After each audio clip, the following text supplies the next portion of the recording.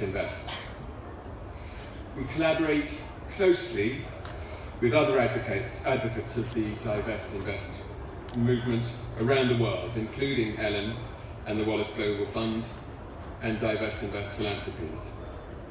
Today, we're here to discuss the Divest movement and the role of faith, foundations, and the finance sector, with the express hope of forging new connections, encouraging further collaborations, and growing the movement across the global north and south with the help of religious communities.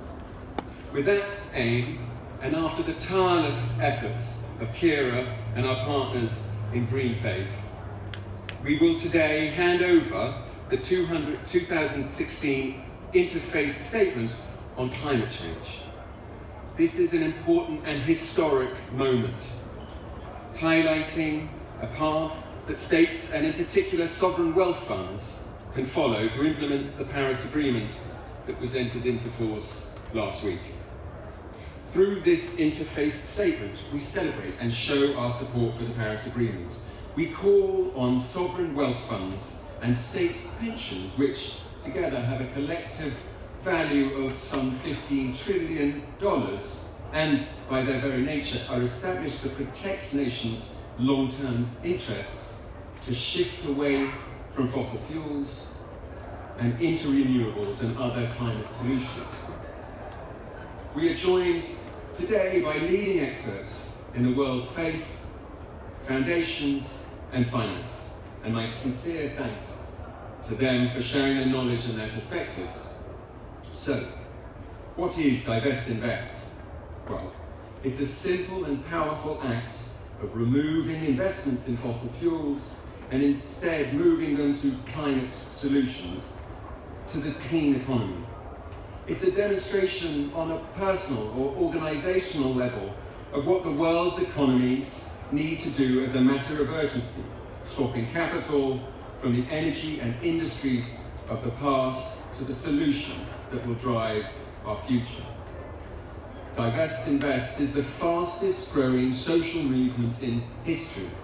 Only 2 years ago, in 2014, organizations with combined assets of 50 billion had made pledges to Divest Invest. 18 months later, by the beginning of this year, that figure had grown 72 times to $3.5 trillion of assets, and 500 institutions and 50,000 individuals committing to divest their investments, at least partially from coal, oil, and natural gas, and to invest in climate solutions. And that momentum has been maintained.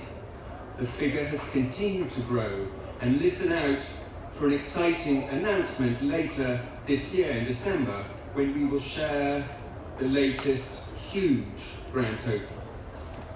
So with this exponential growth, the movement has moved beyond its core early adopters, the universities, the faith groups, and charities, and it now includes cities, local councils, national and state pensions and pension funds, and sovereign wealth funds, and even the likes of HSBC has removed now coal from their own £1.7 billion pension scheme.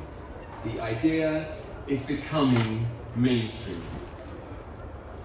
So what accounts for this extraordinary momentum? Why are we and so many others intent on forcing this shift? To me, there are 4 key reasons that explain things. Firstly, it is becoming increasingly important for organizations or individuals to align their investments with their beliefs or their mission. Speaking personally for a moment, the investments held by my